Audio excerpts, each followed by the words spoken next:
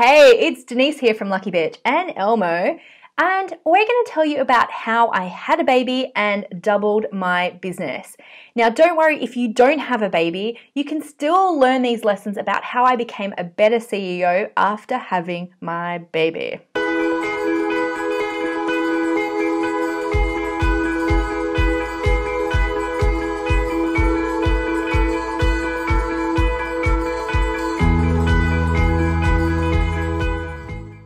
Okay, you do not need to have a baby to become a better CEO, but that was a really interesting side effect for my business. But you can put all of these into place no matter where you are in your business. Now, I actually did a lot of preparation before I had my baby, and I'll link to the article below because I did prepare for it and I did plan for it, but you can never really tell how things are going to be until that baby is here. So the very first lesson that I learned was about delegating, and a lot of people talk about delegating, and I always nodded and smiled and said, yes, I know I need to delegate. But it really wasn't until I had a baby and I had such limited time that I realized that you could really multiply your effort by delegating to other people who can do things better than you can. And a big example for me was my newsletter. I was still doing my newsletter even though I didn't need to, and my assistant was ready to take it off my hands for ages. And then I had my baby and I was still doing my newsletter like a week after she was born. And my assistant had been saying to me for months, just give me the newsletter. It's okay. Just give me the newsletter. And finally, 2 weeks after Willow was born, I gave her my newsletter to do. And it was ridiculous because she did it so much better than me. And also it meant that that newsletter went out at the same time every week, except instead of when I was doing it, I was doing it kind of whenever.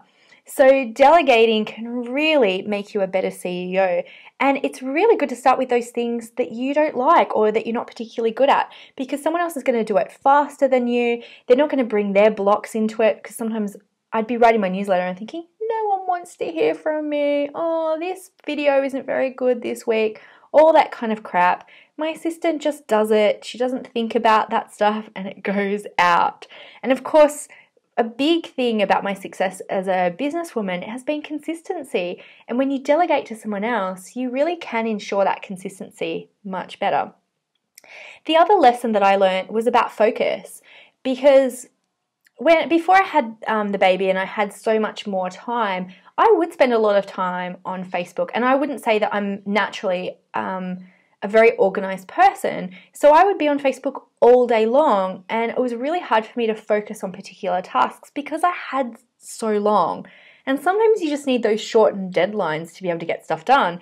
So mums, you know what I'm talking about. Sometimes you only have just a very short window to get something done. So you really have to focus.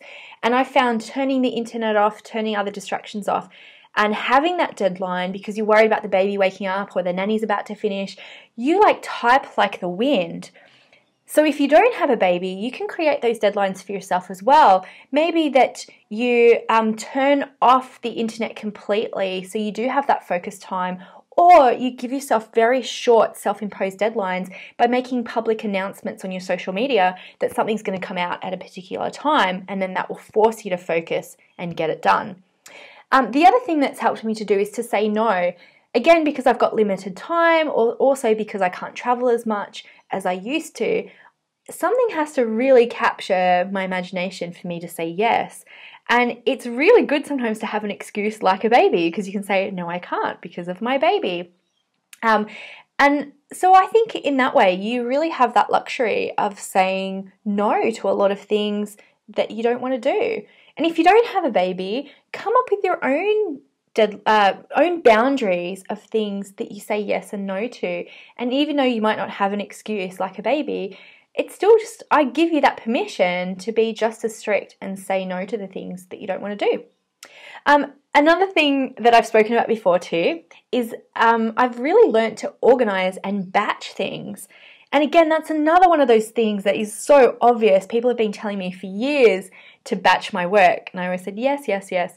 But now I realize the power of batching. So for example, on a day like today where I'm doing videos, I've got nice hair, I've got some makeup on. I'm not going to waste good makeup and good hair.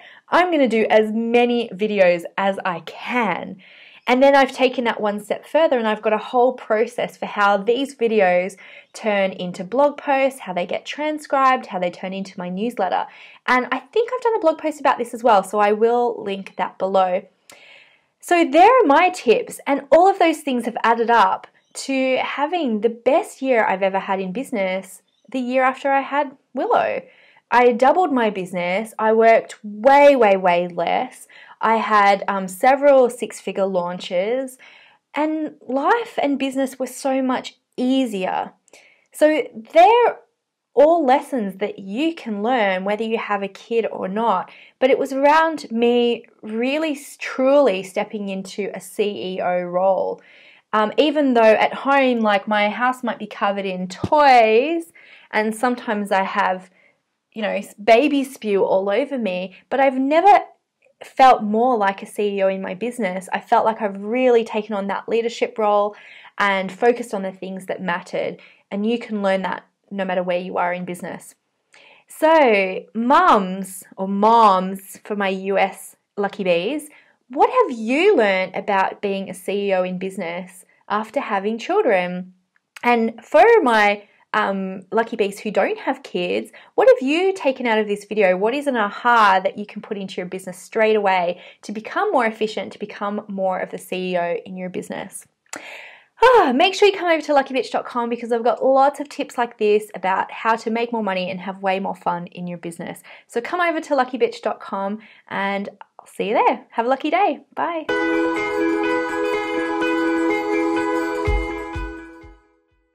Hey again, it's Denise here from Lucky Bitch, and this is Little Miss Willow Grace. Hi!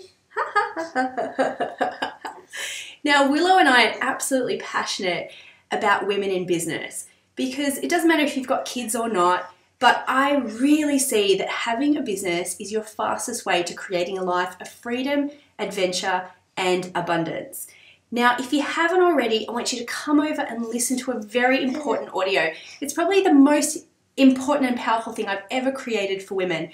It's about the 7 money blocks that are really holding you back from a life of freedom, adventure, and abundance. It's really easy to grab it. You just need to go to luckybitch.com/blocks and you'll be able to listen to it straight away. I talk about things like how to get over working for free, or for people or not charging enough, or if you're stuck in a place where you're bartering all the time and not receiving actual money. So come over and I would love to hear your feedback on it. On the page, there's a little place where you can add your comments and you can talk about what money blocks that you're working on at the moment and what you're doing to get over them. So here's to all of us living amazing, abundant lives. See you soon. Bye. Bye.